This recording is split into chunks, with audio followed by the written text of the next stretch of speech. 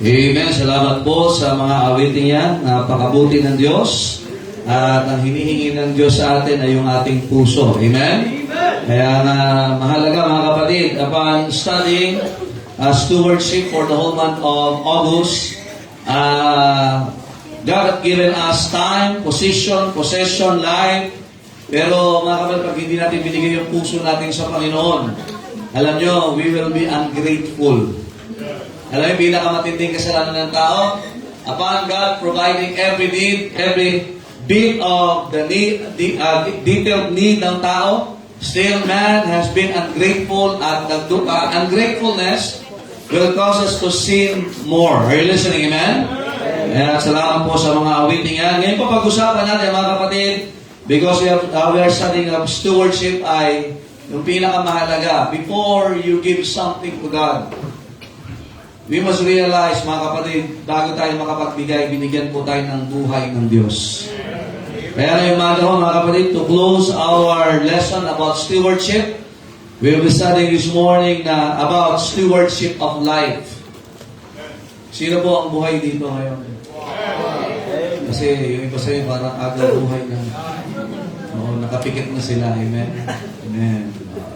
Pero yung buhay natin, mga kapatid, yan ay blessing ng Diyos. Amen? Hindi lang sa buhay, but yung buhay na walang hanggan. Let us open our Bibles, please, to 2 Kings. Tayo po tayo lahat. Amen. 2 Kings, chapter number 22. Ayan.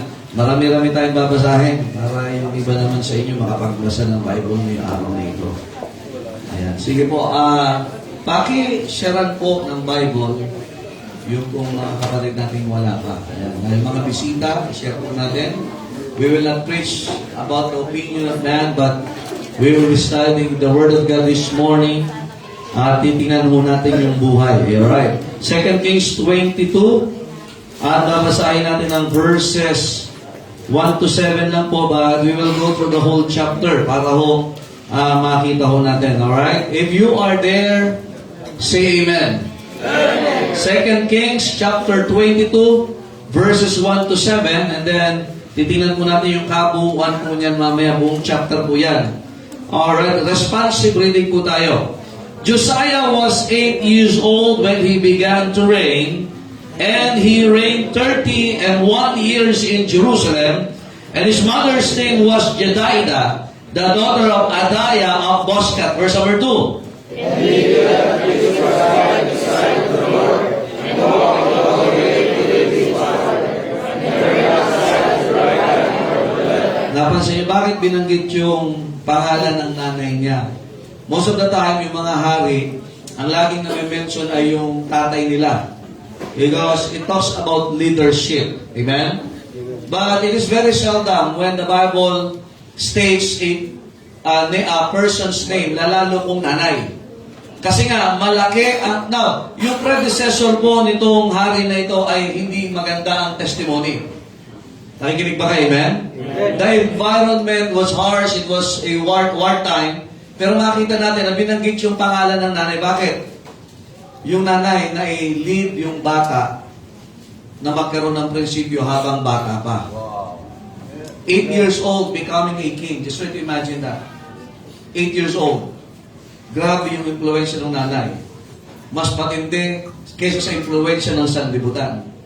Nandiyan po ba kayo, amen? Amen. Kaya nga makita ko natin. Verse number 3, and came to pass in the 18th year of King Josiah, nagbibinata na, that the king sent Shaphan, hindi po Shaphan yan, the son of Azaliah, the son of Meshullam the scribe, to the house of the Lord, saying, verse 4, go up to the high priest, and make him a house of silver, to walk in the house of the Lord, which is the word of the Lord. Napansin niyo po, yung iba ayaw pag-usapan ng pera sa simbahan. But even kahit noon pa man, sa tahanan ng Diyos ay pinag-uusapan po yan kasi may pangangailangan. Are you listening, amen? Amen. Ito si Josiah, ginamit ng Diyos para i-repair yung temple na sira because of the backsliding of Israel. Are you listening? Amen. So somebody must take a stand at malaking influensya yung nanay na turuan yung bata. Alright, verse number 5. And let them deliver it into the hand of the doers of the work, that have the oversight of the house of the Lord. Kaya nga, ministry din po yan, yung mapanatili yung simbahan, yung templo, yung tahanan na pinagsasampahan ng mga mananampalataya at na maging maayos. Are you listening? That's a ministry. Are you listening, man? And let them give it to the doers of the work which is in the house of the Lord. Look at this. To repair the breaches of the house. Kasi nga nasira because of backsliding. So nasakop sila, napabayaan yung tahanan ng Diyos. So somebody must take a stand. Verse number 6, please read. And the carpenters and builders and masons, by the way, Ayan, may pangangailangan. Bumibili. Nakikinig ba kayo? Amen? Kahit hari, ayun, pinagkatiwalaan yung mga tao para bumili ng materyales. Hello? Libre ba ang materyales ngayon? Hindi, no? May bayad. May bayad, okay. Verse number 7, howbeit there was no reckoning made with them of the money that was delivered into their hand. Look at this. Because they dealt faithfully. Alam niyo, isa sa makita natin, yung buhay natin dito, ano epekto? May epekto talaga ang tahanan ng Diyos, yung buhay ng tao, at yung tinatamasa din natin. Nakikinig ko ba kayo, man? Kung tayo ay pinasasaganan ng Diyos financially, the next question is, faithful ba tayo? Pag sabing faithful, bahagi ba sa tinatamasa mo ang gawain ng Diyos? Nandiyan ba ba kayo? Because one of the issues kayo, mga kapatid, ng buhay natin, kaya nga marami minsan ang hindi makapagpatuloy because of the issue of money. Na tila pag nawalan siya ng pera, mawawalan na siya ng buhay. Pero ako nagtataka lang, yung mga taong grasa, buhay na buhay sila. Dumaan ng COVID. Hanggang ngayon, buhay pa sila. Pero hindi ko sasabi ng taong grasa tayo. Kasi sinasabi ng Biblia, we must deal our life and the house of the Lord, and even our finances, faithfully. So, pag-usapan natin yung buhay na meron tayo ngayon. Nakikinig ba kayo, amen? We will look at the perspective of the Word of God. Paano ba tingnan ng Diyos ang buhay? At saan ba natin dapat gamitin yan? Amen? Tayo po'y manalangin. Panginoon, salamat po sa inyong biyaya. Help us as we study your words, O God. And help us to value the life that you have given to us. May help thy people, O God, to invest, to involve, and to improve, Panginoon, sa gawain ng Diyos. That we will not just reach our dreams, our goals in life, but the ultimate goal is to glorify and please thy name, O God. Dalangin ko, Diyos, kung meron pang hindi ligtas dito, iligtas niyo po. At nawa ang inyong salita ang pumilo sa bawat isa sa amin dito. Kaya po Diyos ang manguna sa pangalan ng Panginoong Jesus. Amen. Thank you. Please be seated. Now, pinag-aralan natin mga kapatid yung salitang stewardship. Babalikan natin ng konti. Stewardship, ano ang maikling definition nito? It is what? Serving? Ano pa? It is administration. Or another thing is managers. Nandiyan mo ba kayo, amen? Kaya makita natin mga kapatid that God has given us life to manage. And our life ay hindi po tayo pinagmulan. Lahat ng buhay ay galing sa Diyos. The question is, how do we manage the life na binigay sa atin ng Diyos? Ang sabi ng Bible, so teach us to number our days, that we may apply our hearts unto wisdom. Kasi nga, pwede po tayong buhay, pero ang lakad ng ating buhay ay walang karunungan mula sa Diyos.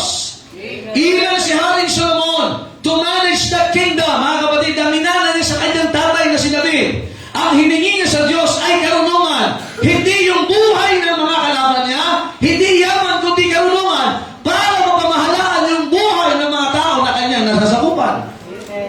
Tanda natin mga kapatid, ang buhay na meron tayo ngayon ay galing sa Diyos. And possessions, positions, time are being spent in our lifetime. Kasi kahit meron kang possession, pag wala ka ng life, you cannot spend it already. Somebody will spend it. Not for you, but for themselves. Nandiyan pa ho ba kayo, amen? So what will our life accomplish it depends on how we manage the time at yung buhay na meron tayo. Hebrews 9:27, and as it is appointed unto man once to die, but after this what? The judgment. Kaya nga ang buhay ay galing sa Diyos. Now we need to understand, mga kapatid, that the first who invested something to us is God. Yung ipanganak pa lang tayo sa mundong ito is already a blessing. Maybe some of us ay hindi maganda yung simula ng pamilya mo. Hindi maganda yung pinagmulan mong tahanan. Pero mga kapatid, kung ang dulo ng buhay mo ay hindi pa rin maganda, ipagsusulit mo na rin sa Diyos yan. Pwede hindi tayo maganda ng pinagmulan, pero kung ang takbo ng buhay natin ay hindi pa rin maganda at palayo pa rin sa Diyos, mga kapatid, yan ay ating pananagutan. Tandaan natin, mga kapatid, wala tayong pwedeng sisihin. Hindi pa rin habang panahon na buhay tayo, ay sisihin mo yung mga tao na may nagkamali sa'yo. Nakikinig ba kayo, ha? You have a life to live, and you need to live it under the purpose of God. We need to understand, mga kapatid, the value of life. Dapat maunawan natin, ano ba talaga ang buhay? Sabi ng Book of James, ang buhay ay parang aso. Parang usok na pagdakinaan dyan at pagmamayay wala na. Sabi sa Book of Psalms, ang buhay natin ay parang damo. Na pagdakay tumututo sa hapon ay panggatong na. Kaya how we deal our life, it must be in accordance sa layunin ng Diyos. Or else, our life, the time, the possession, the position, even everything that we have will be at loss if we will what? Not manage the life na binigay sa atin ng Diyos. Amen? Now, remember that life is a gift of God. Regalo to ng Diyos eh. Pinili mo ba kung saan pamilya ka? Pinili ba natin na kung saan lahi tayo? Sabi ba, sana Amerikano na lang ako. Iba na Amerikano, sana Pilipino na lang ako. But we need to understand that we need to appreciate yung buhay sapagkat yan ay galing sa Diyos. And please, huwag mong sayangin yan. Nandiyan pa ho ba kayo? In Genesis chapter 2 verse 7, tingnan nyo sabi ng Biblia. Babaybay po natin, life is a gift. Regalo yan. Ang Diyos ang nagbigay, chapter 2 verse 7. And the Lord God formed man of the dust of the ground and breathed into his nostrils the breath of life, and man became a what? Living. So now God intentionally allow us to live. Siya ang nagbibigay ng hininga ng buhay.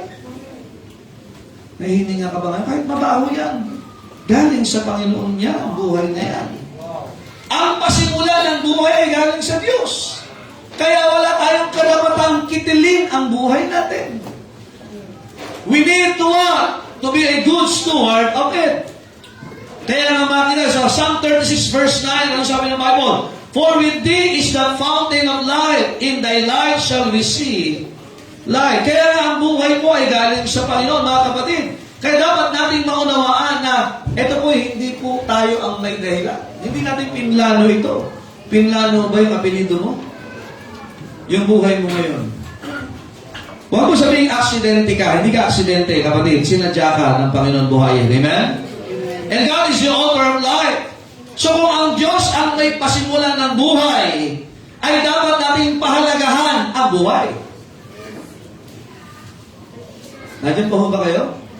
Eh kung sa Diyos galing ang buhay, bakit tila ngayon, minsan mali ang puso natin, nag-iisip tayo na pag tayo ay sumasamba sa Diyos, nagsasayang tayo ng oras.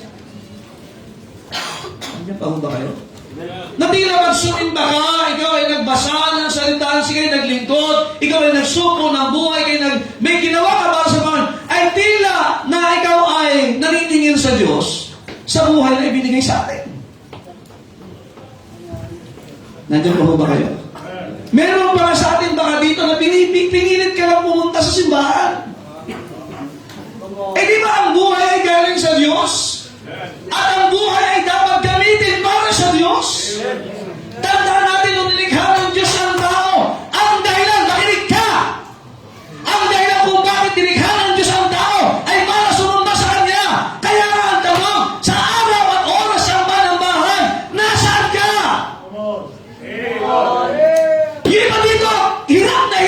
gisingin ang magulang ninyo. Actually, yung magising pa nga lang tayo, blessing na yan eh. Nandiyan pa ho ba kayo? Now, we need to understand that ang Diyos ang may likha. Actually, ang Diyos na lang. It is God who God given us this life. It is also God who protected this life. And He wants to sustain it. Di ka ba nagtataka? Buhay pa tayo ngayon. Maraming beses sa buhay natin na tayo ay pwede nang mawala sa mundong ito. Pero ngayong ikaw ay binubuhay ng Diyos, tila parang may utang na loob pa ang Diyos sa atin para tayo sumamba sa Kanya. Nandiyan pa ho ba kayo? Samantalang yung iba'y nag-aagaw buhay at gustong mabuhay para makasamba, makapaglingkod sa Diyos. Tayo naman buhay, sinasayang natin yung ating mga panahon. The one who sustains our life is God. Genesis chapter 9 verse 6. Genesis 9:6. Whoso sheddeth man's blood, by man shall his blood be shed. For in the image of God made He what? Man. Ang Diyos ang naglagay din ng mga tao para ho tayo pamahalaan. Nandiyan pa ho ba kayo? Kaya nga may gobyerno. Alam mo ang trabaho talaga ng gobyerno pag pinag-aralan natin? Para proteksyonan yung buhay ng tao. Kaya lang sa atin yata, hindi yata rin ang nangyayari. Alam niyo, mananagot sa Diyos yung mga korap na yan. Romans 13. Pastor emotion, hindi emotion to, biblical po ito mga kapatid. Romans chapter 13, verse number 4. For He is the minister of God to thee for good. Sino yan? Mga government officers. Kaya kung korap yan, papatayin ng Diyos ng mga yan. But if thou do that which is evil, be afraid, for He beareth not the sword in vain. For He is the minister of God, a revenger to execute what? Wrath upon him that doeth evil. Kaya tandaan natin mga kapatid, ang buhay ay mahalaga. Family was created by God to preserve life.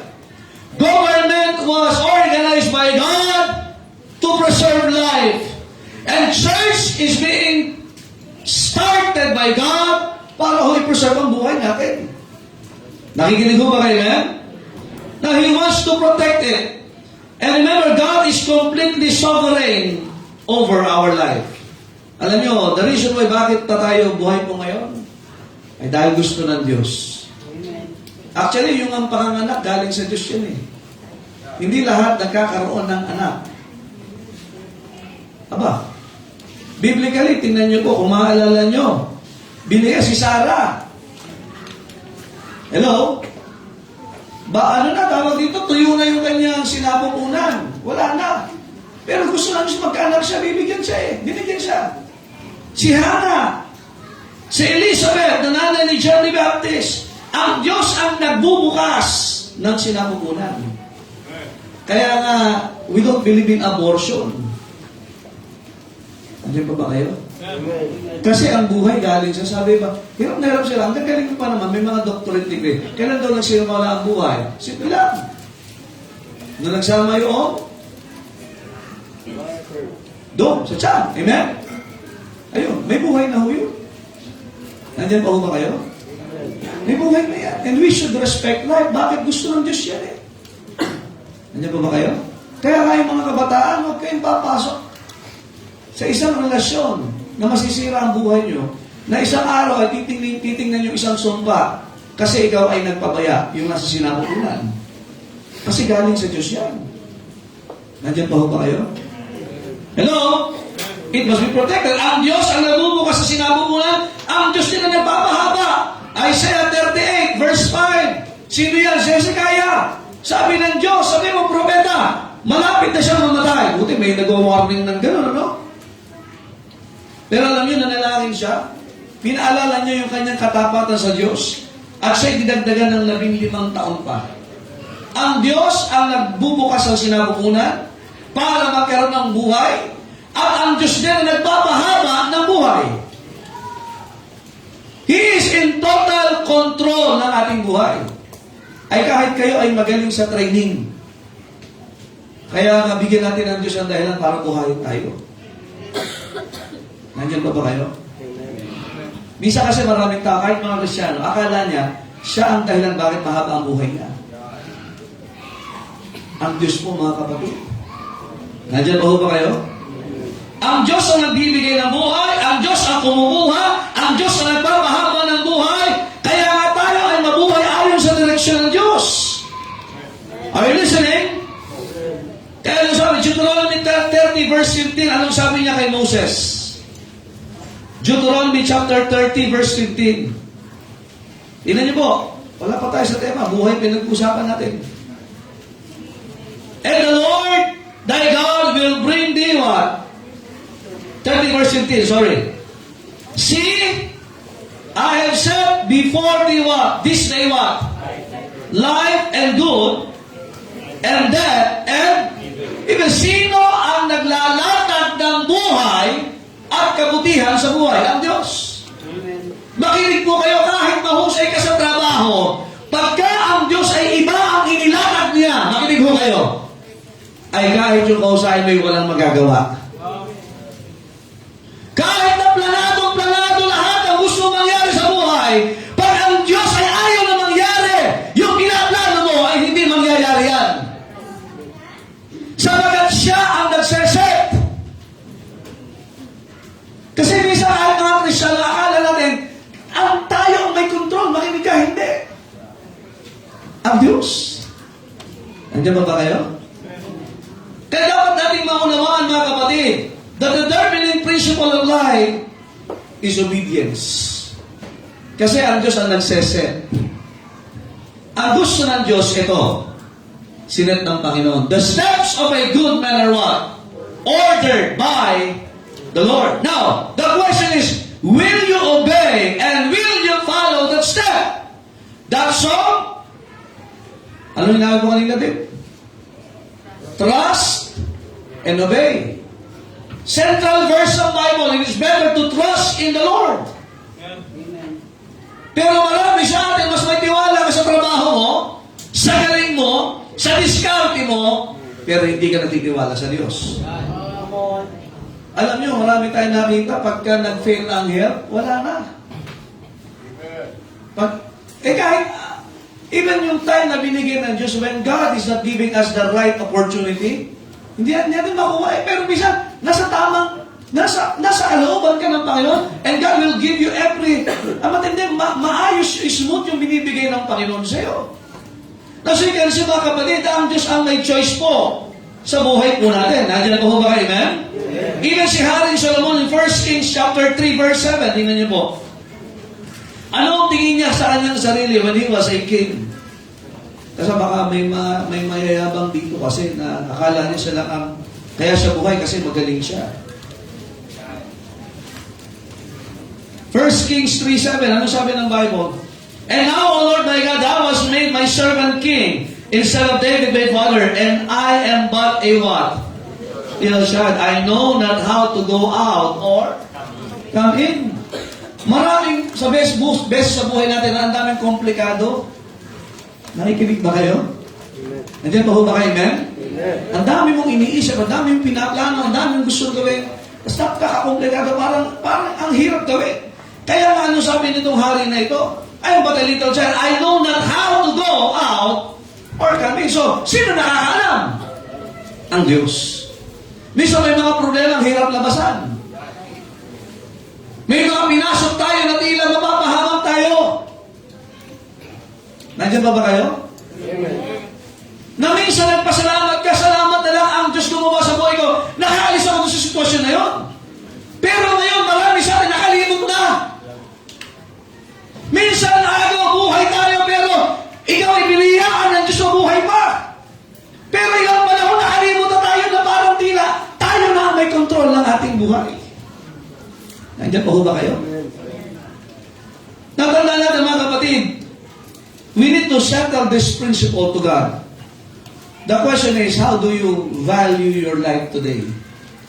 Pag sinabing pinahalagaan ng buhay, nasunod ka sa direksyon ng Diyos. You don't value your life if you are not following the steps of the Lord. Hello? Saan natin makikita ba ang kalooban ng Diyos? Salita ng Diyos. Ito lang, balikan natin. May Bible ka ba? King James ba yan? Kasi, okay, nagpasa ka ba kanina? Ang dami mo nang nabasang notification. Sabi mo, mahal mo ang buhay mo. Pero bakit kayo laging pakialam sa buhay ng may buhay? Kung mahal mo ang buhay mo, babasahin mo ang salita ng Diyos. Makikipag-usap ka sa Diyos. Yung iba, wala kayo sa simbahan eh. Andiyan pa ba kayo? Andiyan pa ba kayo, amen? Kasi meron silang gustong i-fulfill sa buhay. Now remember this, mga kapatid, to attempt to live apart from God is foolish and futile. Yung may kamay mabuhay ng hiwalay sa Diyos, kamangmangan po yan. Ulitin ko, kanino galing ang buhay?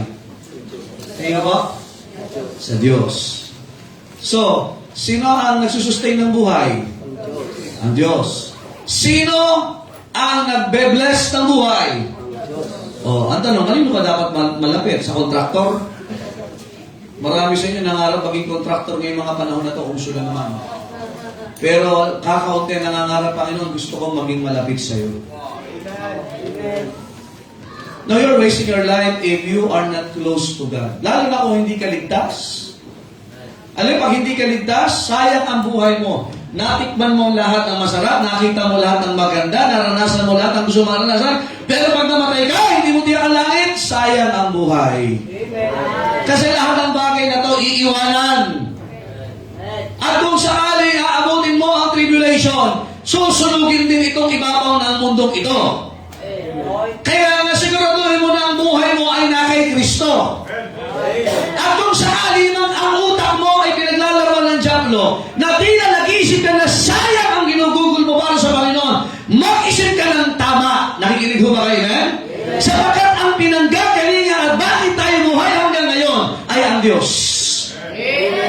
Even na nagbigay ng buhay na walang hanggan sa pamagitan ni Kristo ay ang Diyos. Kaya nga ano ang gusto ng Panginoon? Revelation 4:11.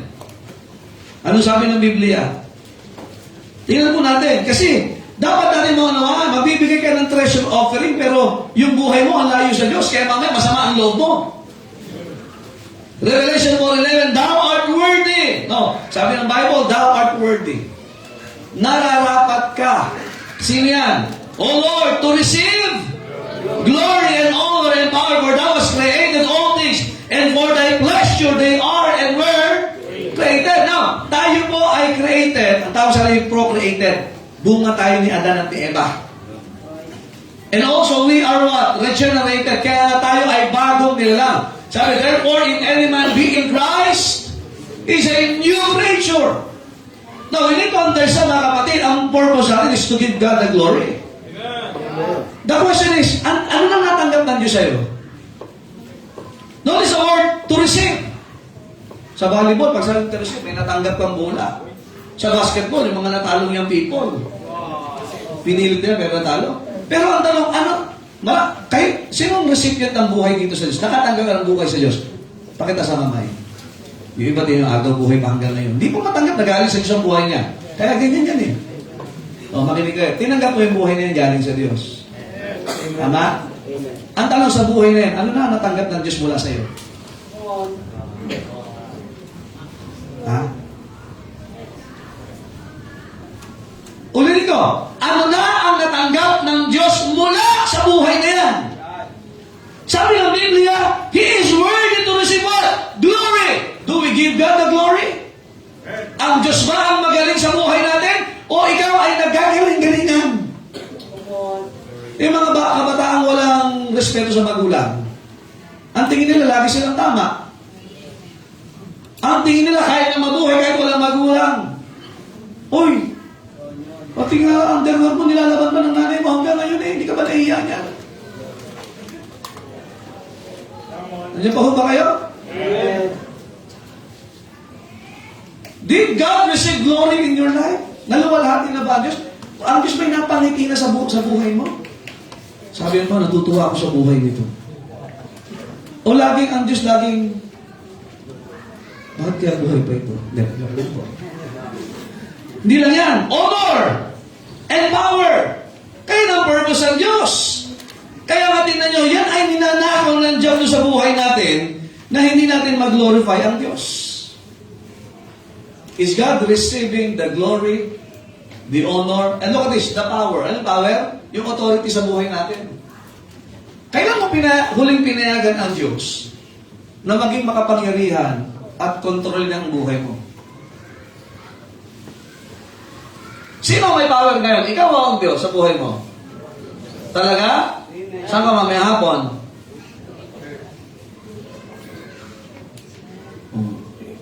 Nagtatanong lang po. Di ba sabi, pag ang magulang, tayo ay may power or authority sa ating mga anak. Tama ba? Sabi ng Bible, train up a child in the way. We have the power to direct them. Tama? The government has the power. Amen? Wala tayong magawa masyado ngayon eh. Reklamo ka lang. Pag bumaha, ayun, iwas na lang. Si Raisa, sila, magaganda sa iyan. Amen? So they have the power, but they are abusing it. Nagagalit ka, inaabuso ng ibang government official yung power nila. Eh minsan tayo, yung power natin, inaabuso din natin. Yung dapat para sa Panginoon, inaalis natin. Is God receiving the power? Are we giving God the authority over our life? Ikaw ay nagkakasala pa rin hanggang ngayon, pinipili mo. Life, mga kapatid, ang buhay. Hindi tayo pumiling mabuhay tayo. But to live our life is our choice to follow the direction of God. But God, is God receiving the power? Alam tayo mga magulang, naisip pag anak natin ay sumunod eh. Lalo na kung anong makakabuti sa kanya. Tama? Yung huhusay siya, talagang mag-i-improve siya, mangyayaring maganda sa kanya, tapos ayaw niyang i-respeto yung power natin. Don't you know na yun ang gusto ng Panginoon sa atin? That we will give Him the authority over our life para lalo tayong improve at i-bless ng Diyos. Hindi pinlangan ng Diyos at ang tao po ay isumpa. Pero kailan ba'y sinumpa ang tao nung nagkasala? Nandiyan po ba kayo? Dapat natin maunawaan ang purpose na yan. Amen? Hello? Kaya nga may simbahan para ipaalala sa atin ang halaga ng buhay. Ang iba sa iyo, parang wala nang buhay ngayon.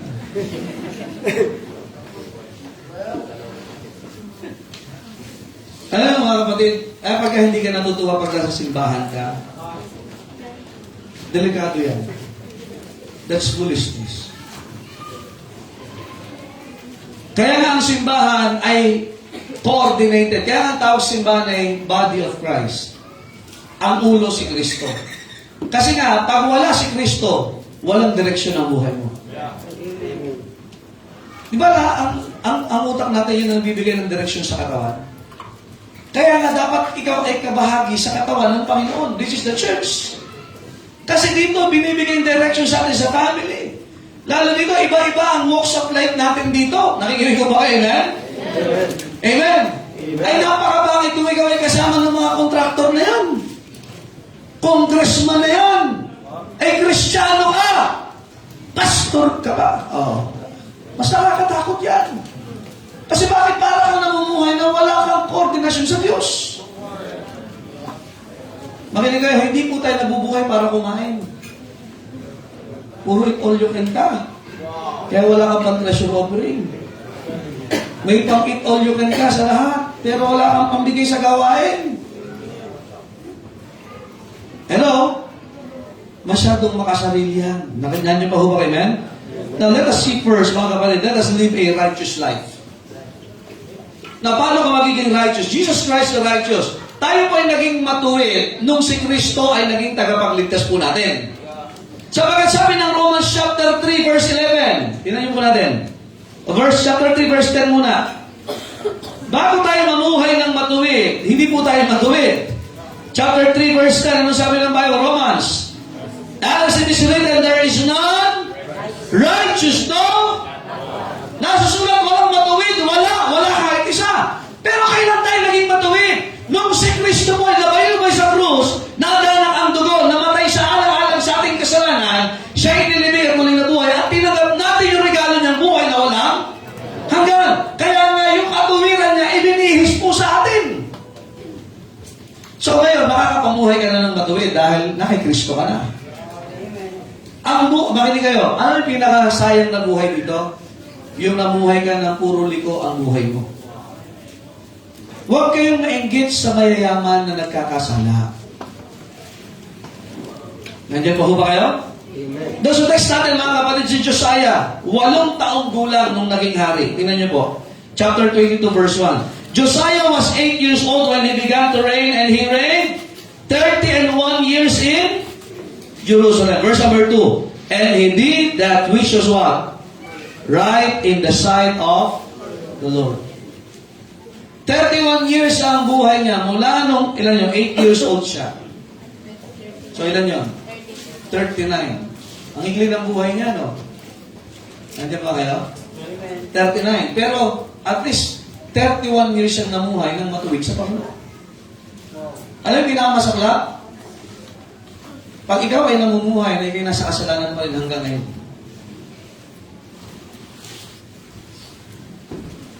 The question is, are you right with God?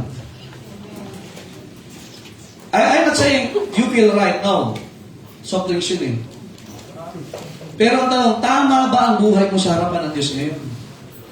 Napaka-miserable ng buhay na ang buhay natin na hindi tama sa harapan ng Diyos. Amen. Now, 31 years, he lived a righteous life. Sino ang sinundan niya? Yung payo ng nanay niya at yung buhay ni David. Kaya ang pamumuhay ng tama, may sinusundan kang tama.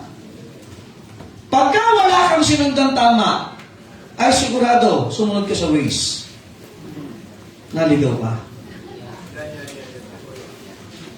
Pero mga kapatid, pwera biro. Ang matuwid na buhay, mga kapatid, ay naghahanap ng susundan na matuwid din ang buhay. Huwag mo sabihin, tama ang buhay mo na ang sinusundan mo ay mga Koreano. Mga young people, nung nauso yung red line, naki-red line ka rin naman. Pati matatanda. Eh, ang tinuturo niyang mga palabas na yun ay sensualidad. Kaya nga marami ngayon, kamataan pa lang, imagine, nag-iisip mag-asawa, iba nag-iisip mag-suicide, bakit? May mga sinusundan kasi. At kahit na po sa ating mga may edad, mga kapatid, ang dahilan kung bakit hindi ka makapag-full serving sa Panginoon ay dahil may sinusundan kang hindi tama din. Nandiyan ba ho ba kayo? Now, your influence will tell about your life today. Bakit ka ganyan mag-isip? May sinundan ka, bakit ka ganyan mag-isip? Kayo mga nagsundalo, di ba pinakita kayong nagsundalo din? Tama ba? Kaya nung bata pa lang ka siya, susundalo. Nung susundalo ka, ayaw na. Ang hirap pala. Pero naandyan ka na, tuloy mo na yan! Kasi mga kapatid, ang direksyon ay napakahalaga. Pag ikaw ay sumama, sabi na, he that goeth with the wise shall be wise. Pero pag sumama ka sa mangmang, magiging mangmang ka rin. Yung mga estudyante, high school pa lang nag-a-addict na. Nag-bake na. Nag-dededededededed na. Bakit ganyan ang buhok mo? May ginaya ka, may sinundan ka eh. Kaya kahit hindi bagay sa'yo, ay kinokopya mo. Kaya yung basta hindi nag-review, bakit umaasaan na sa kopya kasi nakakita ka ng kopya? Abay, highest pa. Kaya nga yung iba gusto ng madaling buhay, ayaw nahirapan kasi hindi nakita kang ganyan. Pero tingnan mo, mga kabay, dapat may susundang ka na matuwid. Tingnan nyo, bakit minsan uma-absent ka sa church? May nakita ko uma-absent eh. Ewan ko ba, bakit itong ano yung pangit, yun ang kinokopya? Pero bakit sa mukha gusto yung kukopyahin yung maganda? Pero pag ugali, ayaw mo kopyahin yung tama?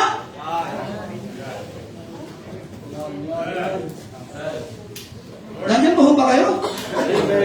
Bakit may nagrebelde? Kasi may nakita nagrebelde. Bakit may mga anak na ang tatapang sa mga magulang? May nakita ka ng tatapang din eh. May sinusundan ka. Meron kang influensya. Now, David lived not a perfect life, but he lived in accordance with the heart of God. Si Josiah, mga kapatid, 8 years old, ang ganda ng influence. Kaya nga, ang Sunday school mahalaga eh. Yung mga bata, hayaan nyo silang maglilikod dyan. May Sunday school teacher sila. Eh, isipin nyo sinusundan, si Coco Menon lagi. Ang sinusundan, sino mga sikat ngayon? Si Peppa Pig. Oh. Panahon namin, si Batibot. Ay, natin nyo, kahit mga bata, gaganyan-ganyan na nabisa yan. Ah. Si Mr. Bean. Tom and Jerry. Dahil mo na Sunday school yan! Kailangan matuto yan! Pag hindi natin sila tinuruan ng salita ng Diyos ngayon, magtuturo ng ibang salita ang Diablo sa kanila. Proverbs 13 verse 20, ano sabi ng Bible? Ay, mahalaga yun, tingnan nyo. Buti na lang yung nanay ni Josiah matino. Salamat sa mga nanay na sinatsaga ang mga anak na rin sa simbahan. Purihin ng Diyos po dyan. Hindi ba pwede maging hari yung nanay niya? Pero nakapag-raise siya, nakapagpalaki siya ng bata, 8 years old, yung maturity niya is what I'm king already. Eh dito sana 8 years old, gumagapang kumakain pa ng dumi. Ay, yung iba nga dito, 40 years old na. Mobile Legend pa, abay. Ganit pa, baka. Parang may addict na eh, ano? O bakit? Bakit ka natutunan? May nag-influensya din sa'yo, tama ba? Tama? Sige, basahin natin. Proverbs 13:20. Basa. He that walketh with wise men shall be wise, but a companion of fools, ay sasamahan mo yung mga mangmang, ay masisira ang buhay mo. Tingnan nyo, ang bading hindi mo pinapanganak, bakit dumadami? Ay may sinamahan eh. Hindi cool yan. O bakit na iba sa inyo? Wala na siguro dito. Mahilig ka sa babae, mahilig ka rin sa lalaki. Hindi ka mapakali sa isa. Eh may nasamahan ka eh. Pakiramdam mo pogi ka, pagkasama mo sila, pagka nandadaya ka. Eh wag ka Psalm 1:1. Blessed is the man that walketh not in the counsel of what? The ungodly, nor standeth in the way of, nor sitteth in the seat of what? Alam nyo, masisira ang buhay natin pag sumama tayo sa mangmang. Amen. Verse 2, tingnan nyo, sa ating text po. And indeed that we should right in the sight of the Lord and walk in all the way of David his father, and turn not aside to the right hand or to the left. Diretso siya. Kaya pag may susundan ka, huwag ka mabago-bago na isip. Pag sa Panginoon, sa Panginoon. Amen. Kaya minsan tayo ay nawawala sa kalooban ng Diyos, nawawala sa hulog, at nawawala sa simbahan, may sinundan ka. Nandiyan pa ho ba kayo? Amen. Kaya mga bata, napakalaga, may sundan po silang tama. Remember Lot's wife? Nalala niyo sa asawa ni Mrs. Lot? Alam niyo kung sino may problema doon, yung asawa niya, si Lot mismo. Yung direksyon ng tatay, dinala saan? Sa Sodoma at Gomora. Eh syempre, susunod yung asawa niya, susunod yung mga anak niya. Kaya yung mga tatay, pagka ikay hindi nagtino, susunod yung asawa mo sa'yo. Ang tanong, saan ang direksyon nila? Imagine yung asawa, yung mga anak nila nakapag-asawa ng mga hindi mananampalataya. Si Mrs. Lot, nagkaroon ng amiga. Nandiyan ba kayo? Kaya hindi niya makalimutan ng Sodoma at Gomora. Kaya napalingon siya. Nandiyan ba kayo? Sino? Alam mo, it all will fall in the tag na accountability. Pag ang tatay nangunguna, ay susunod ang misis eh. Susunod din ang mga anak. Kaya tanong, saan ka susundan ng anak mo? Saan ka susundan ng misis mo? Kaya kayo mga magpapamilya, ay ngayon pa lang, sumunod ka na sa Panginoon. Para yung susunod sa'yo, sumusunod din sa Panginoon. Mga binata pa kayo lahat? Walang sabi? Wala pa. Ito, tinan nyo, kayo nasa simbahan na lagi. Nakakatawa, nag-enjoy sila sa church. Maganda yan, hindi lang kayo nasunod sa gobyerno, nasunod din kayo sa Panginoon. Para pag nagpamilya kayo, mag-church din. May sinusundan din kayo, Di ba? At hindi kayo magpapatato ng wings. Modest man yan. Hindi kasi may tanong sa kanila, last time, ilang mga, lang sila kasi may mga nakita nagpatato din. Abay, alam nyo, ang magpapatato, hindi gwapo yan. Takot yan. Hindi ko pagpapatato ka lalaki mong tao, Tweety Bird. Hindi, pero, anong gusto nila? Para daw mas mukhang maangas, mas mukhang macho. Hindi! Nagpatato, sala pa, mukha. Ay nag-break sila. Ay hindi pinabago. Nagkamukha ni Jack Sparrow. Hindi porke makakita kayo ng gano'n. Ay mukha, hindi na, astig na nga itsura ninyo Astigmatism. Diba? Mas magaganda pag yung bata nagpapatato, tapos sumatanda, okay? Makinig kayo, listen to this. Pag hindi okay sa inyo mga magulang, hindi okay sa mga anak nyo. Pag hindi mo kayang panuorin ng isang panuorin na katabi mo, anak mo, huwag mong panuorin. Kasi susundan ka yan Nandiyan ba kayo? Bakit kayo ba nagiinom ng alak? May nakita nagiinom ng alak. Kapait-pait naman! Magkape na lang tayo. Kapait mo naman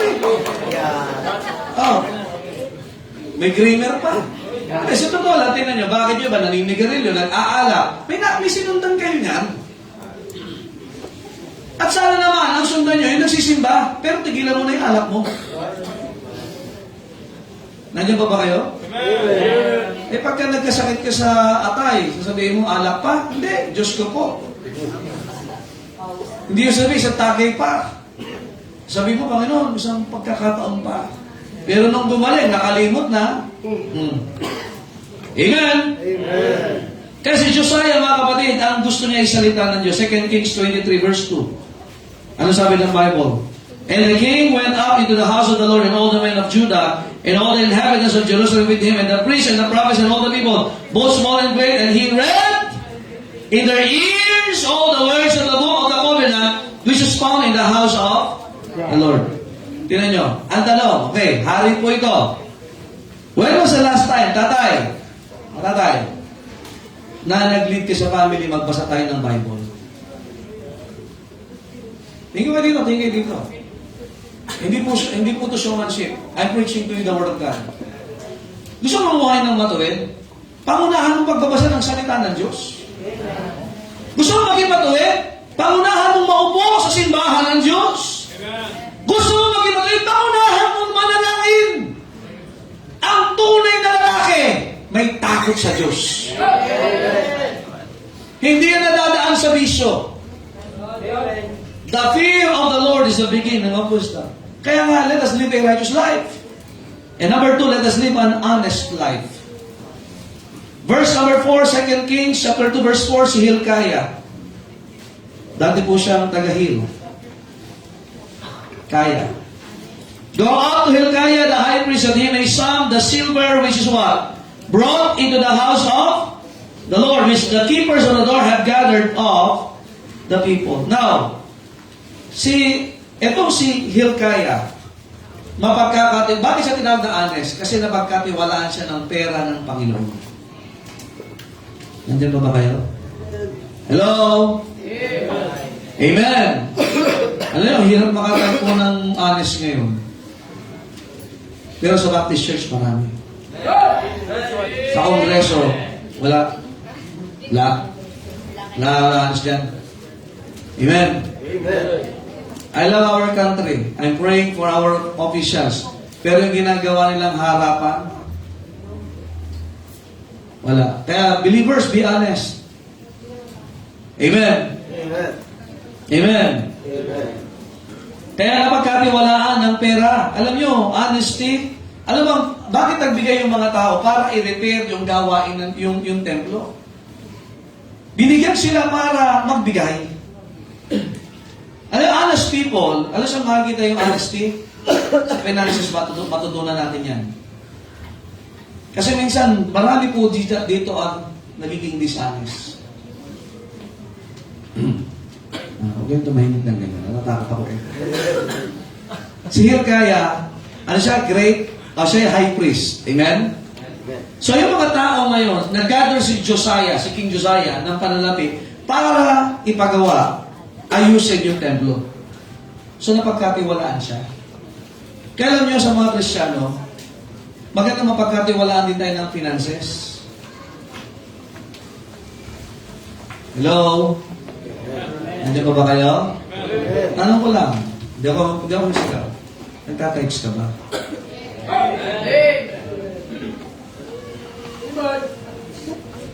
Makinig kayo. It is between you and God. Tithes is the 10%. That's honesty. Kaya kahit sa magkasawa, hindi kayo pwede maglihiman ng sa pera. Problemang malaki yan.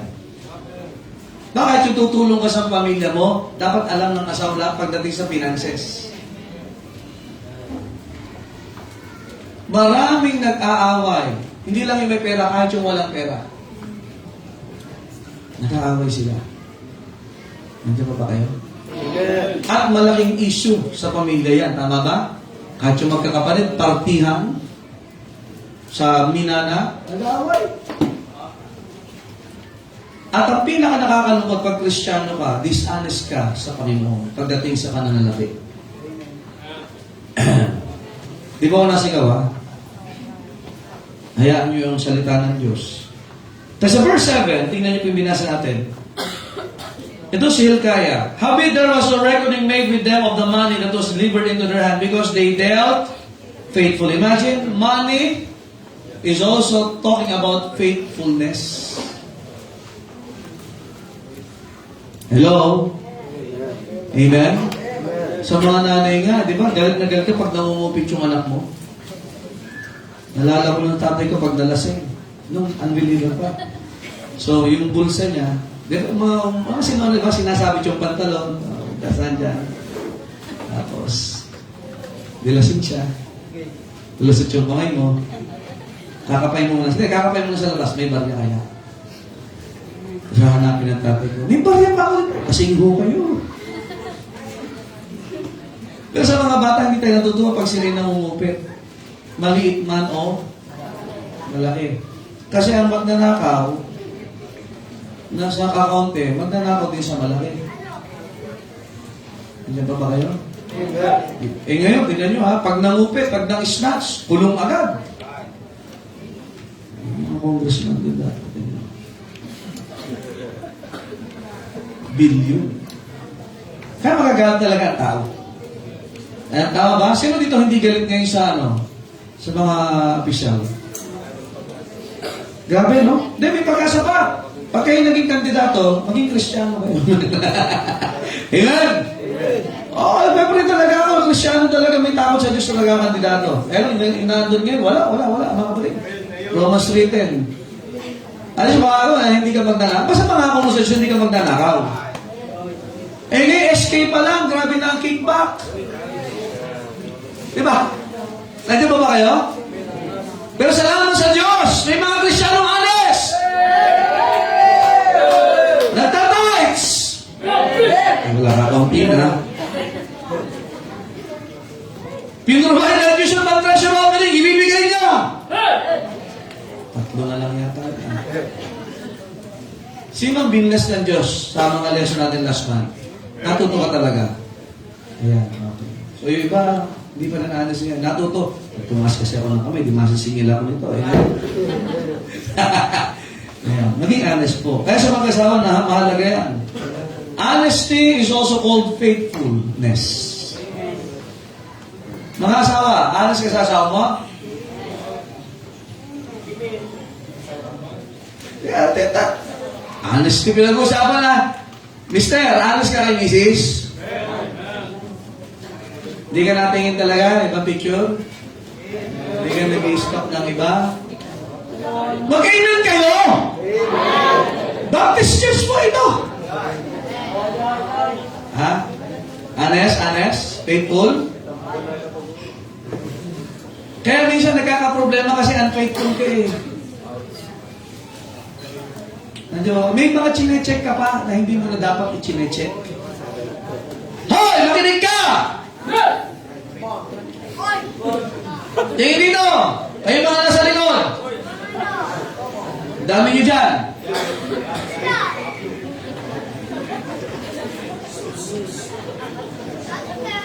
Sabi ng Bible, but a faithful man who can find. Abay, kung sa sintahan natin tayo ay unfaithful sa misis natin, magsisi ka na, mga kapatid. Hindi ka mapagkatiwalaan. Isa kaya asawa mo, hindi mo maayos. Kukuha ka pa ng iba. Oh, isa lang asawa, ha? Isa lang. Amen. Babae lang. Babae, lalaki sa babae, babae sa lalaki, ha? Okay, yun po asawa. Kailanman di ko tatawagin babae si Aura. Amen? Siguro si Brony dyan. Mga kapatid, honesty. Kailangan po natin yan, mga kapatid. The question is, are you honest sa iyong asawa? Are you honest sa iyong trabaho? Mga anak, honest ba kayo sa magulang nyo? Hindi kayo nagsasabi, may project po kami. Pero, nagkating classes yan. May group project po kami. Pero nanligaw lang pala. Oh, honest ka? Ibagay natin ngayon na maging honest ka. Kristyano, honest ka ba sa tayo sa numbering? Para kayo sa choir, sa men, mga Number 3, not just, mga kapatid, righteous life, honest life, but thirdly, laboring life. Verse 9, si Shaphan. Ayan. Si Shaphan. Masarap to, Shaphan, nahali na. Amen? Si Shaphan mo, mga kapatid, napagkatiwalaan siya sa tahanan ng Panginoon na dalhin ang salita ng Diyos. Are you listening? Hello? Kaya nga, sa verse number 9, and Shaphan the scribe came to the king and brought the king word again and said, thy servants have gathered the money that was found in the house and have delivered it into the hand of them that do the work, that have the oversight of the house of the Lord. Alam niyo ang ginawa ni Shaphan? Hindi iskriba siya. Yung kailan bilang Sunday school, taga-kopya ng salita ng Diyos.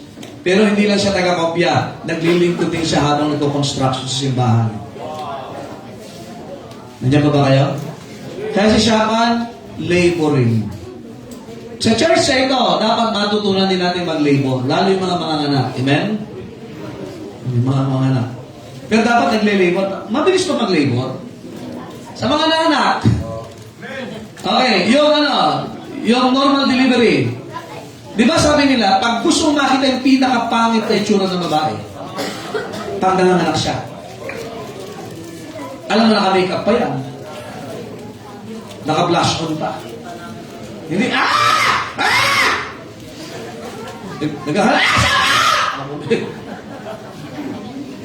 yun yung mga normal delivery. Yung CS nanginginig yan pagkatapos. May adik, mga kapatid. Kaya hanggang ngayon, sino dito mga na-CS? Ayan, pagtabla, ilang dosage? Ano tawag sa gamot ninyo? Tinuturo? Anesthesia. Tapos pagkatapos, si Ma'am Lotus, 3 beses kasi, 4 ba sa operahan? Ang init-init na, ba't nanginginig to?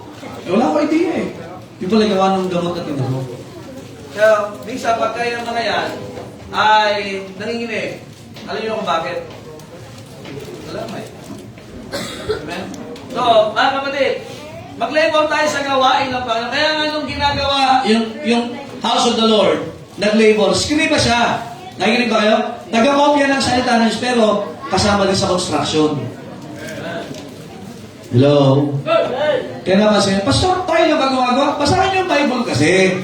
Ginagawa din nila noon yan. Amen? Oh, di lang yan. Di lang sila. That lastly, gusto yung pahalagan yung buhay, live a righteous life, honest life, laboring life, and let us enjoy the preaching life. Sa verses 15 and 16, ano sabi ng Bible? Alagay ko dyan.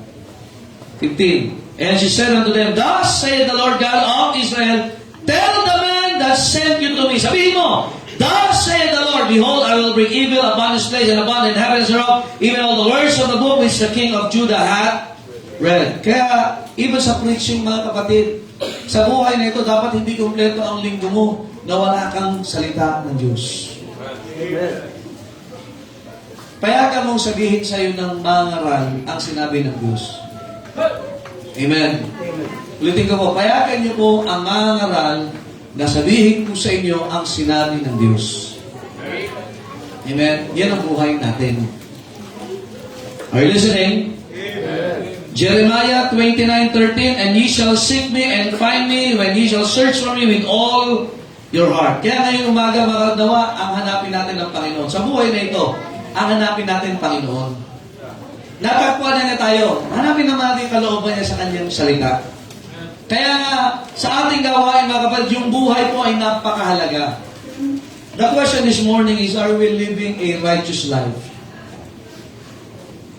Are you laboring? Amen? Ano yung ginagawa natin? Sa mga seniors, please labor in your prayers. Ipag-pray nyo po ang pastor, ang simbahan. Yan ang i-labor nyo. Amen? Sa mga young people, let us labor. Sa mga members, let us labor for the master. Amen? The question is also, are we honest? Let us live a life that is full of honesty. Diba, marami ngayong ang dami nagpapanggap ngayon na tao. Tama? Well, sa last time naging honest ka sa Panginoon, Panginoon, talagang ako'y nagkamali, ako'y nagkasala. Naging honest ka naman sa Panginoon. Amen? Amen? And let us live a life that is enjoying the preaching. Amen? So, pag nag-enjoy sa preaching, kahit minsan masakit, pero tama, nakita mo sa salita ng Diyos, tanggapin natin. Ito yung buhay po natin. Kasi sa langit, ang gagawin sa langit? Alam mo, sa langit may pag-aaral pa rin ang salita ng Diyos. Nandiyo po ba kayo? Kaya pag dito nasawa ka sa preaching, baka masawa ka sa langit. Hello? Alam niyo na wala lang sa langit? Soul winning. Kasi soul winning dito lang po yan. So nawa mga kapatid, yung buhay mo ngayon ay value mo para sa Panginoon. Amen? At anumang gagawin natin para sa Panginoon, tandaan mo, yan ay galing sa direksyon ng Diyos. Huwag mo lang gawin, puntahan ang gusto mo. Gawin mo at puntahan mo yung gusto ng Panginoon sa buhay mo. Amen? Tayo po natin tumayo na pimanilangin. Panginoon, salamat po sa inyong biyaya at salamat sa pagkakataon na binigay niyo po sa amin sa umagang ito to study the value of life. And truly, as we present also our treasures this morning, Panginoon, ay hindi ito basta isipin namin na galing sa amin, kundi pinrovide niyo for us to be used, na ang buhay na ito ay makapaghahandog sa inyo, Panginoon. Sapagkat kayo po ay karapat-dapat, Panginoon, na papurihan sa buhay na pinagkatiwala niyo sa amin. Sa mga nauna, Panginoon, na ginamit niyo para sa simbahan ito, na mga hindi na namin kasama ngayon, nasa piling niyo na, ay salamat, Panginoon, sa buhay po nila. They have been a blessing to this church. Pero ngayon, Panginoon, sa mga narito pa, nawa kami po ay magamit din, Panginoon, yung aming buhay. Una, para sa kaluwalhatian niyo, ikalawa, para sa ibang tao. At pagpalaan niyo, Panginoon, that we will live a righteous life, honest life, laboring life, and a kind of preaching, Panginoon, na mag-enjoy kami sa inyong salita. Kung meron bang hindi po ligtas dito, iligtas niyo po. At pagpalaan niyo po ang invitasyon sa pangalan ng Panginoon Jesus. And the altar is open, brethren, tayo makipag-usap sa Diyos. Ang buhay natin ay regalo ng Diyos. Ano man ang kakayanan, kailangan, o kayamanan na meron tayo ngayon ay dahil sa buhay na binigay ng Diyos. Hindi ba't marapat lamang na ang buhay na yan ay ihandog din natin sa Diyos? Sabi ng Bible, Thou art worthy, O Lord, to receive glory and honor and power, for Thou hast created all things, and for Thy pleasure they are and were created. Ang buhay natin ay regalo. Ang mga anak natin ay regalo. Ang Diyos din ang nagsusustain. Ang Diyos din ang nag-iingat. Hindi ba marapat lamang na sa bahagi ng buhay natin ay nagkaroon tayo ng desisyon, Panginoon, yung purpose mo ang mangyari sa buhay ko. Mamumuhay ako ng matuwid. Mamumuhay ako ng honest. Sa family, sa government, sa ating pag-aaral, at bilang Christian. And we will also live a life that is a laboring life, that we will labor not just for your needs, but for the needs of the Word of God. And we will live a life that is enjoying to the Word of God. Hindi man laging pleasing ang ating mapapakinggan, pero magpapasalamat tayo kasi may salita ng Diyos. At pinapayagan natin ang mga mangaral na ipangaral ang salita ng Diyos. At yan ang magiging direksyon natin sa buhay. Napakahalaga ng dahilan ng Diyos bakit tayo buhay ngayon. Sapagkat ang Diyos ay may accomplish. And to be a blessing for the church is also a great privilege. Bahagi ng ating buhay ay paghahandog. Kaya nawa tayo ay makapaghandog sa Diyos sapagkat kinikilala natin na ang buhay na ito at kakayahan, kalinangan, karunungan, and even kayamanan na igaling sa Diyos. I-manage natin ng tama. Ang para sa Diyos ay bigay natin para sa Diyos. Ang mga bagay na ayaw ng Diyos, kasalanan, alisin natin, isuko natin sa Diyos yan, sapagkat hindi yan purpose ng Diyos bakit tayo binuhay. Panginoon, salamat po sa inyong biyaya. Pagpalain niyo nga po, Panginoon, ang inyong mga anak. And thank you, God, for the response. And thank you for the life. Salamat, Panginoon, that in this life we can serve Thee. Salamat, Panginoon, na we can sacrifice for Thee because of this life. At ang buhay na ito ay mag-flourish, Panginoon, at maging blessing pa sa marami. Pagpalain niyo, Panginoon, ang simbahan ito. Bless you rin, Panginoon, mga desisyon. And also bless our treasure offering.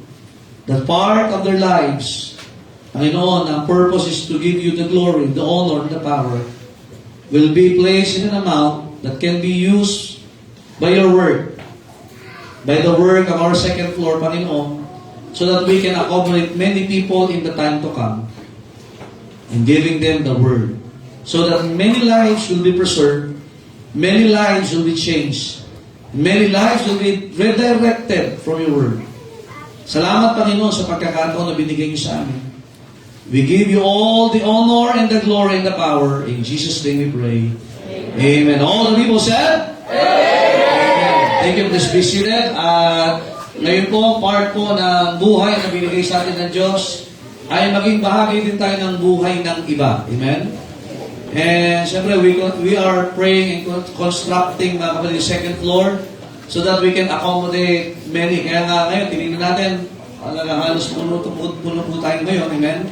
Pati sa likod. So, tingnan natin mga kapatid that God will use us for the lives of other people. Amen? Amen? Yes, magpapamilya. Pero maganda na tayo maging bahagi po ng gusali nito na kung saan maraming mga matuturuan ng salita ng Diyos. Amen? At pinag-pray po natin ang treasure offering at hiling ko po tayo po ay manalangin. I hope yung mga bata, isama din natin dito sa likod and we will have a picture taking. Amen? But let us pray first for our treasure offering. Tayo po yung manalangin. Panginoon, salamat po sa inyong biyaya. And thank you, God, for this time that this church is united for the purpose of fulfilling the Great Commission. And thank you, God, for the members of this church. Salamat sa aming mga bisita that they are about to witness, Panginoon, ang simbahan ito ay galing po sa inyo. And even, Panginoon, the finances that have been used ay hindi po galing sa kasalanan, kundi galing po sa inyo. So the faithful and honest members and the loving members of this church that are sacrificing, Panginoon, for not just for our sakes, but also para sa mga susunod pang henerasyon ng mga tao na dadalhin niyo po para makakilala sa inyo bilang tagapagligtas at Panginoon at makapaglingkod po sa inyo through this local church. Salamat, Panginoon, for the additional blessings na binigay niyo sa amin that we can be part of this great endeavor, Panginoon, that part of this life will be given, Panginoon, sa paghayupan ng inyong salita. I-bless you, Panginoon, at our second floor, balcony, and Panginoon, ito po'y magamit for the rest of the gospel and for the discipleship of the believers. And so that we can also send more missionaries in the time to come. Bless you po, Panginoon, ang halaga na may lilikom po, the sacrifice of thy people. Bless you po, Panginoon, ang alam mga buhay, alam mga puso. And we will have a cheerful heart this morning upon this treasure time offering. In Jesus' name we pray. Amen. Siguro, unahin po natin yung mga bata. At habang umawit po si Sister Logs. Amen. Ayun po. Pakigay na lang po sila dito. Ayan. Sige, pakigay po sila. Ayan, kita. Diyan po, diyan po. Diyan po natin. Sige, shoot nyo, ya.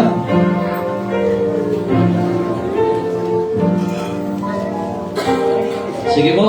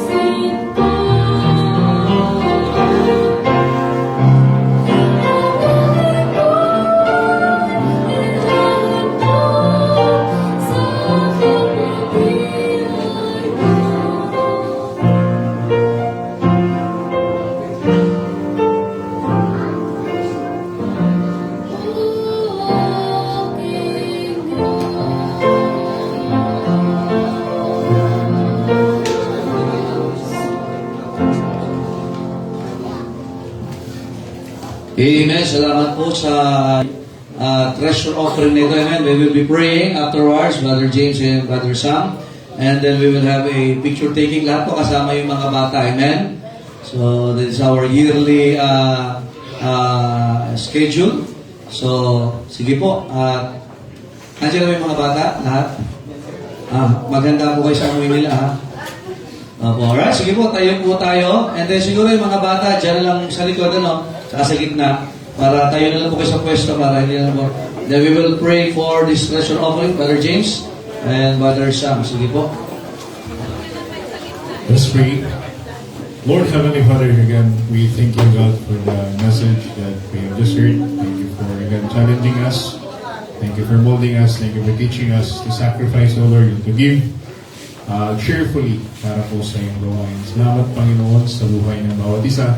Naging bahagi po sa aming treasure offering.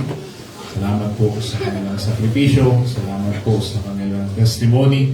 Salamat sa example na ipinakita po ng bawat isa na kami po ay laan na magsakripisyo para po sa iyong gawain, para sa ikalalago at para sa ikalaganapan ng iyong Ebanghelyo, Panginoon. Salamat po sa opportunity na ito and this privilege na kami ay maging daluyan mo ng pagpapala. Ang sa ganoon kami rin po ay maging pagpapala in our little way para po sa ikalalago po ng aming iglesia. We pray, O Lord, na itong nalikom na salapi ay magamit, Panginoon, for the improvement pa ng aming church so that we can cater more people at for the furtherance of the gospel, Panginoon, at marami pa pong mga tao ang makakilala sa inyo at matuto, lumago sa iyong salita, Panginoon. At ang bawat, ang aim namin, Panginoon, bawat isa ay magamit para po mas spread pa ang gospel, mas marami pang tao na makakilala sa inyo. Salamat, Panginoon, sa iyo pong kadakilaan na ihayag sa umagang ito. At salamat din po sa iyo pong biyaya sa amin. Salamat din po sa buhay ng aming pastor na siyang patuloy na iyong ginagamit upang kami ay turuan, para kami i-challenge, kami ay bahaginan ng iyong salita, Panginoon, upang mas maging kapakipanginabang bilang anak niyo at bilang lingkod niyo sa inyo pong mga pinagkakatiwala sa amin. This we pray in Jesus' mighty name. Amen. Lord, as we continue thanking you through our prayers, we thank you, O God, and indeed you are worthy, O God, to receive honor and glory and power. Lord, we thank thee for the brethren na nagbigay ng kanilang treasure offering. We're praying that you bless the giver. Also, O God, bless our lives, bless our livelihood, bless also our church. We are praying, O God, that you bless our treasure offering. Ito po ay magamit sa iyong church, sa iyong ministry. At also we thank thee, O God, for our pastor for this church. Na ito po ay naging use sa amin para kami po ay makapagbigay ng galing sa inyo din. We are praying, O God, that you use us mightily. And again, let the treasure offering, O God, be unto us. And this always, O God, let us be a giver na may joyful heart, O God. And again, thank you for everything. Forgive us our sins. This we pray in His mighty name. Amen. Isang video muna tayo. To God be the glory. Amen. Pwede? To God be the glory. Sabay-sabay tayo, ha? Patay ilo dito. Pwede na tayo ngayon. Okay. Ready, go! To God be the glory. Amen. Praise the Lord. Okay, picture taking muna tayo. At kita ba lahat? Sige, paano Sige. Sige, punan lang po yung mga adult, yung mga bata na lang nakatayo. Ayan. Ha? Isot no? Sige, isot na yan. Ay. Hindi, wag na. Okay, sige.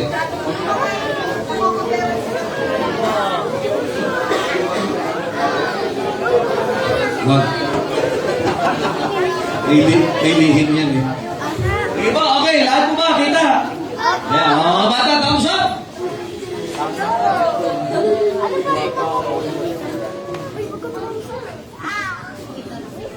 Hindi ka kita lang, madilim.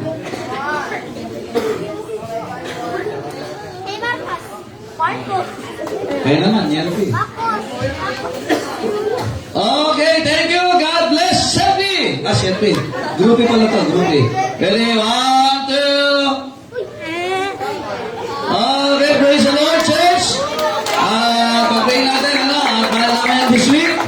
So, lagyan natin improve yung second word.